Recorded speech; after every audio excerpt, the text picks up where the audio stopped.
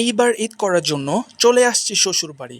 আর কথায় আছে শ্বশুরবাড়ি মানে মধুর হাঁড়ি। তো এখানে শ্বশুরবাড়িতে মাশাল্লাহ জামাইয়ের জন্য বিশাল আয়োজন, বিশাল ব্যবস্থা। তো কি কি করে দেখা যাক। তো এখানে তারা গরম একটি পাত্রের মধ্যে তেল গরম করে নেয়। তারপর এখানে গরুর মাংসের উপরে এখানে আদা বাটা, রসুন বাটা, বাদাম বাটা মানে আর পেঁয়াজ বাটা যা যা আছে সব কিছু দেয়। তারপরে বিভিন্ন ধরনের মশলা, জিরার গুঁড়া, হলুদের গুঁড়া, মরিচের গুঁড়া এগুলা দিতে থাকে।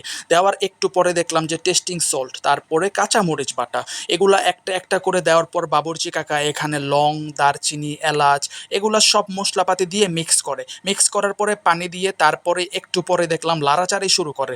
লাড়তে তো হবেই, না লাড়লে এগুলা পোড়া লেগে যাবে। একটু পর দেখি লারে আর লারে, লারে আর লারে, হায় রে সে কি লারা, কাকায় লারে, কাকিয়ে লারে, সবাই লারে। তাদের লাড়াচাড়া দেখে আমি যদিও পাইছি একটু শরম, তারপরেও করলাম লাড়াচাড়া। একটু পরই দেখি আমার লাগে গরম। আচ্ছা যাই হোক, এখানে গরুর মাংস নামাইয়া একটা স্পেশাল মশলা দিয়ে কাকা এখানে সব রেডি করছে। তারপরে আলু ভেজে রাখছে আগে কিছু, সেই আলুগুলা এখানে দিয়ে একটু পরে দেখি আবার লাড়ে। যাই হোক, লাড়তে লাড়তে এই আলু দিয়ে তারপরে ডেকটা আবার কিছুক্ষণ দমে রাখে। হ্যাঁ, এই তো আমাদের গরুর মাংসের চলে আসছে ফাইনাল লুক। দেখতে তো খুব চমৎকার মনে হচ্ছে, আর আমার তো মনে হচ্ছে খেতে মাশাল্লাহ হবে। আপনারাই বলেন কেমন হবে, একটু কমেন্ট করে জানিয়ে দিন। এইবার চলে আসছি সেকেন্ড পথ রান্না দেখার জন্য। এইখানে রান্না হবে মুরগির মাংস আর ডাল দিয়ে রান্না। তো এই রেসিপির নাম কি আমার জানা নাই। আচ্ছা যাই হোক, মেন ঘটনায় আসি। কাকা এখানে নতুন আরেকটা ড্যাগের মধ্যে কিছু পেঁয়াজ তেল দিয়ে ভাজা শুরু করে।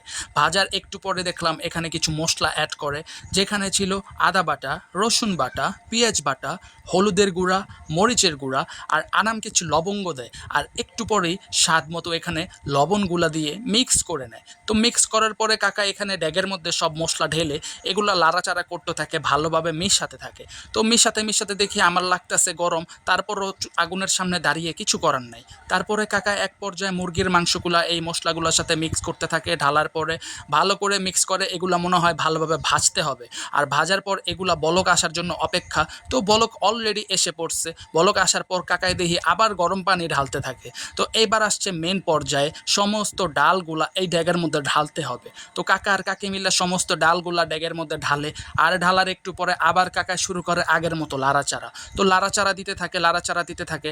লাড়তেই তো হবেই, এটাই মনে হয় এই রেসিপির কাজ। এই রেসিপির নাম মনে হয় মুরগির ডাল লাড়াচাড়া। আচ্ছা যাই হোক, তো এই লাড়াচাড়ার এক পর্যায়ে একটু পর মাংসগুলা আস্তে আস্তে বলক হয়ে আসে। বলক হয়ে আসার পর কাকায় খেলে মেন খেলা। এখানে দেয় কাঁচামরিচ আনাম আনাম। তো কাঁচামরিচ দেওয়ার পর কাকা একটু পরে মনে হয় আরও কিছু মশলাপাতি দেওয়া শুরু করে, যেটা আমারে বলল। হ্যাঁ, কথা মতো কাকা এখানে টেস্টিং সল্ট দেওয়া শুরু করছে।